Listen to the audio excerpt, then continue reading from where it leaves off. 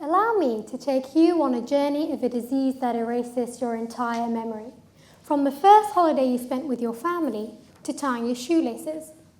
In the world, there are 46 million individuals suffering from dementia.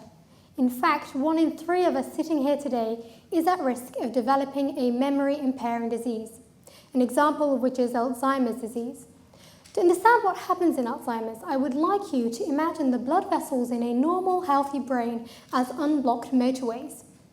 Waste products are efficiently cleared out along these intact roads. As we age, these roads become damaged with potholes and toxic proteins begin to accumulate in them. Traffic slows down and eventually leads to a complete failure of brain function.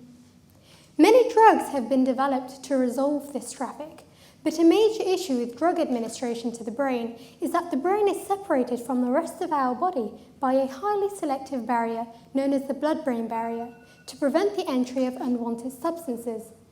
Therefore, injecting drugs into the blood of patients for treatment isn't always effective.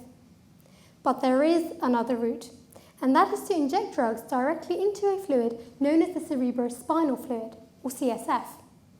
This fluid is in direct contact with the brain and runs all the way down our spinal cord. However, this route is not well understood. This is where my project comes in. I'm Nazira Albargothy, and I'm funded by Biogen Pharmaceuticals to create a map of the exact pathway of drug entry into the brain from the CSF. And I present it to you here as a Google brain map with the routes corresponding to the drug pathways. To achieve this, I injected drugs into the CSF of normal and diseased mouse models and explored where they went. And I have some findings. I identified the exact routes along which these drugs enter the brain from the CSF. And more importantly, I found that some drugs penetrated the brain better than others. This already tells us that the CSF route has major capacity for efficient drug delivery to the brain.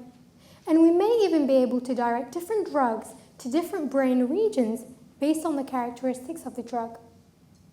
This is just the beginning, and I hope that by the end of my PhD, I construct a Google brain map to plan the most efficient drug journey into the brain for the development of therapeutic targets for Alzheimer's disease. And thank you all for listening.